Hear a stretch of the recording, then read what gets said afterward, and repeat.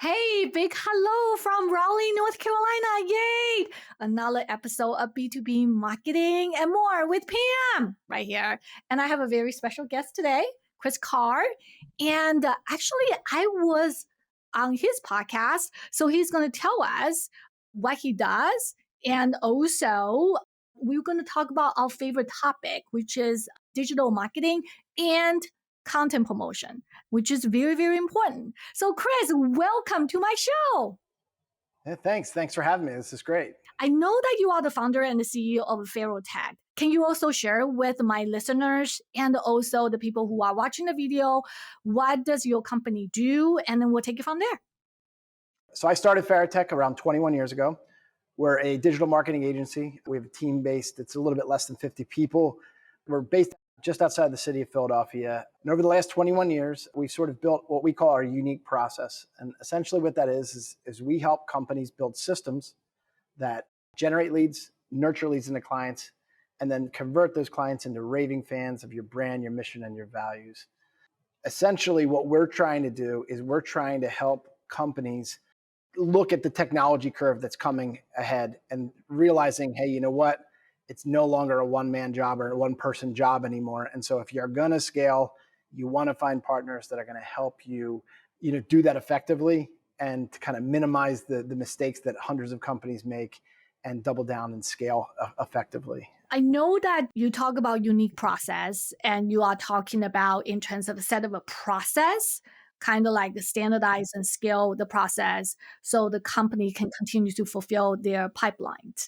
You Mhm, wrote a playbook, if I'm mhm. not mistaken. It's really over Yep. 15,000 words on any Yeah. typical book. If I say, like when I wrote my Mhm. books, my publisher actually required that the book to be 50,000 words or more. So you Yeah, literally already written like one third of a book, which is digital that's marketing right. playbook. Can you give us like the three takeaway from that specific playbook and also share with us in terms of where they can download that? Our entire unique process basically goes from everything from our gap assessment, which is our discovery methodology, all the Yeah. way through all the core things from buyer personas to usability conversion analysis to SEO, social media, paid advertising, lead nurturing, video development, and analytics. It's a full comprehensive marketing approach. But the reason why we call it our unique process is we have a certain twist that we've done. So we've basically scoured the web and looked for some of the best thought leaders in each of those critical areas. And we've married that with some methodologies that we've learned from HubSpot and other technologies that we've been learning from AI, married that even more with sales.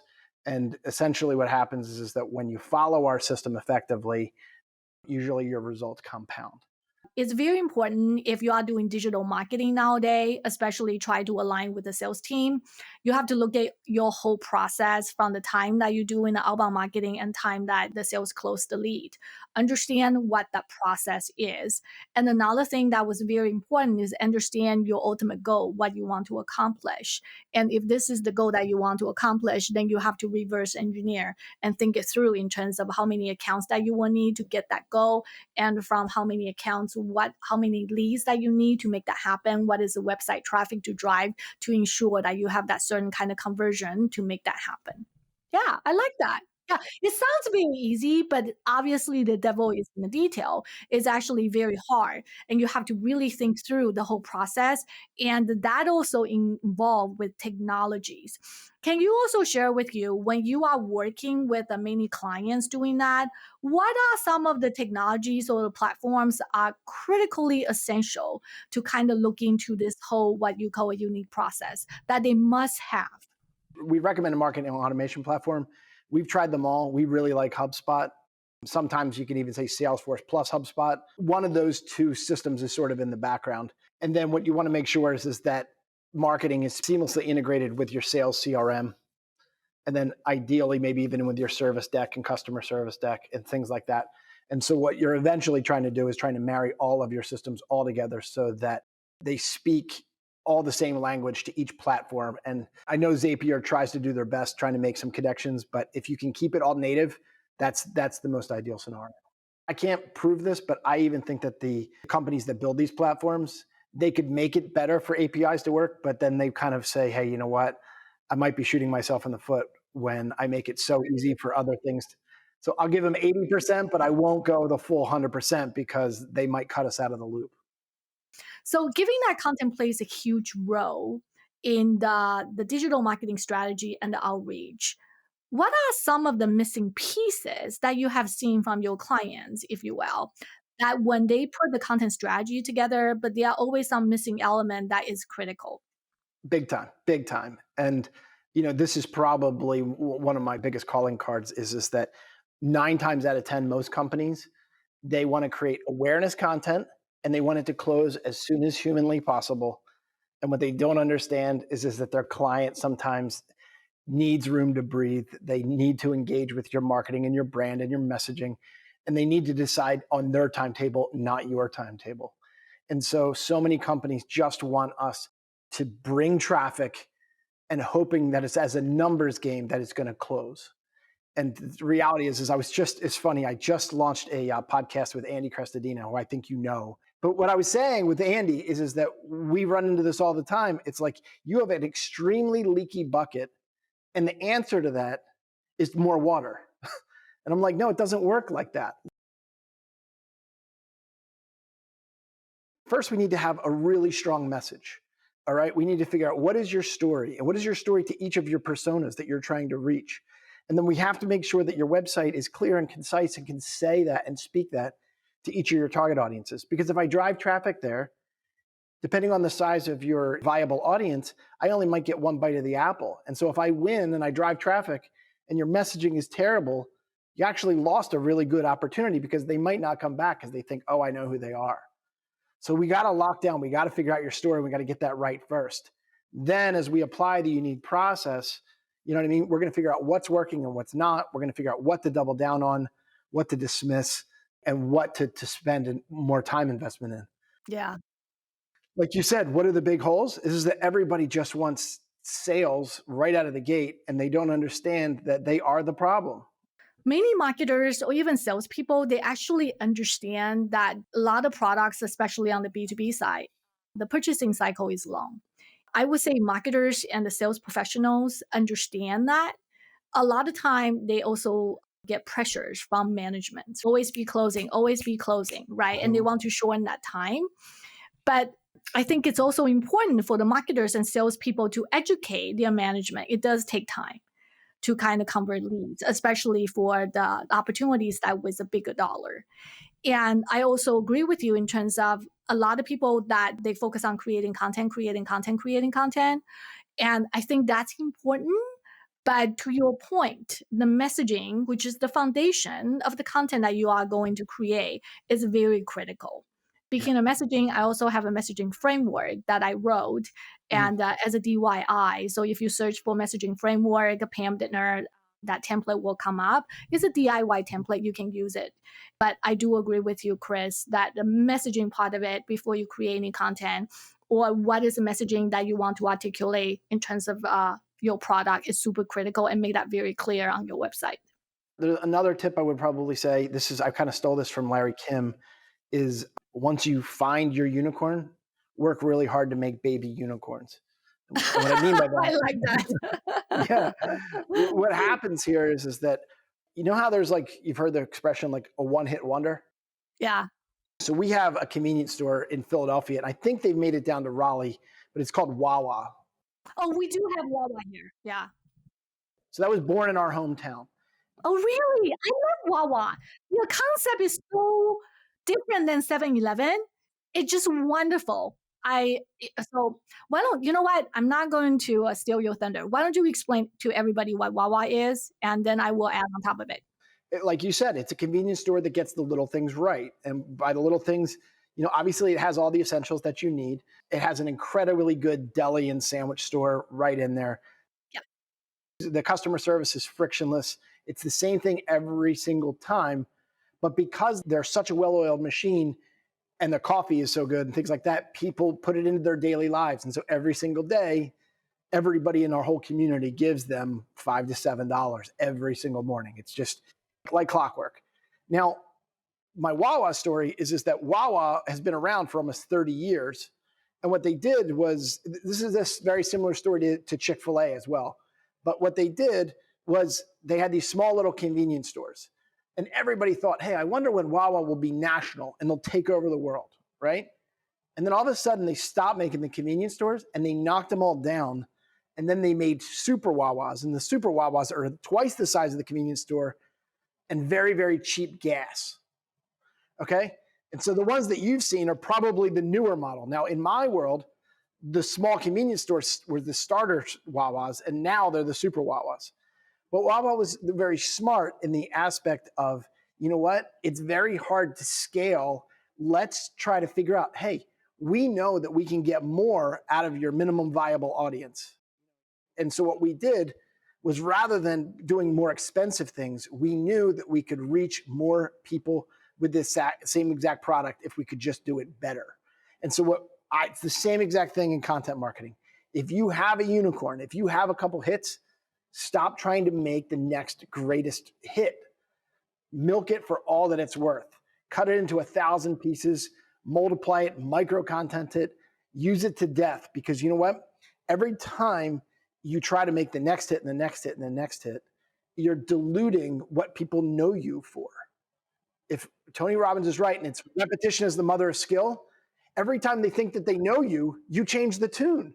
And then they never get like, what is their angle? What is their tilt? What are they going after? I agree with you in terms of, when you make a small unicorn, it's really another term that being used is what can you do to milk your cash cow as much as you can? It's the same thing as when you try to come out of the gate with 5 different products, when it's just like, I love the companies that are really good at one thing first and then scale, as opposed to trying to be all things to all people. When I doing the messaging framework with some clients, I always ask them, do you like your product? Do you think your product is solid? That's assume the product is very solid. You also have a good messaging, and you also have a solid content. The website is great. The promotion become very, very important.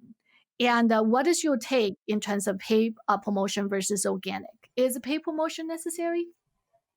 It depends on what niche you're in. I think that when you think of something like Mark Schaefer's Content Shock, or you start to look at just what we call the content crisis, there's just so much content out there. I mean, it really depends on what industries you're on. I mean, there's very sleepy industries. If you have found a way to be a niche of a niche of a niche, and there's a big enough community, you don't need as much paid promotion. There's 3 different levels of promotion: earned, owned, and then paid. I don't go to paid unless you've definitely taken a stab at the other 2, because the other 2 are cheaper and can be more effective. I agree. You know what I mean? But there's the devil's in the details. People think if I do a really good job, people are going to know and they're going to come to me. Not always true. Assuming you have a good program, set up. In other words, you have your campaign set up effectively. It will probably reap bigger rewards or faster rewards. The problem is it doesn't compound. So in your model, you have to know, I'm paying for my clients. If you work more on earned and owned, the ability for it to compound is significantly better. Paid can get the ball rolling a whole lot quicker. What I really like is something called programmatic advertising. I still like all 3. People ask me all the time, what's better, Google display or, basically Google ads, social media ads, or programmatic? Is a paid search part of programmatic ads? Not search. That's more of that, in other words, like, it doesn't control what comes from a Google search. But what it does do is the targeting is second to none. So you know how we all love LinkedIn? So if you advertise on LinkedIn, I can go and I can pick, I want these companies with this business title in this region. And you're like, oh my gosh, I can literally down to the person's name. You're like, oh, that's awesome. The problem is that people don't live in LinkedIn all day long. So you only get them when they're in LinkedIn. Programmatic can do all of that firepower that LinkedIn does, but it does it in the open internet. So you could be on Forbes.com, you could be on CNN.com, you could be wherever. And if the targeting is right, only the people that are on your list are going to see those ads. The other thing that it does is, with the AI technology, is that it auto bids for you. So it's not like you have a manual person moving the numbers the same way we do when we do campaigns manually. And then the reach can hit them, in display advertising, native advertising, CTV, podcast, apps, and so on and so forth. And the geo targeting is incredible. And then the last part is what's called content AI. And what content AI does is it knows what you're reading on other people's websites, and it'll basically target you based upon things that you've read in other places. It's targeting you from data outside of first party data. So Nielsen and all these other companies have been targeting you like since you were born. Like the same companies I that know. know, Big you Brother know? is watching. It's called Big Advertising Brother is watching. Yeah. And it's different. It's very, very different from the privacy things that are taking a whack from like Facebook and the Apple privacy thing. This type of lead intelligence, it's not going anywhere. It's not going to get hit in the same ways that we're seeing retargeting get hit in social media and then just even Google display. The only thing I want to caution my listener, I agree with everything you said. And in terms of if you do a pay ads on the Facebook or any social media channel, you tend to limit it in that specific platform.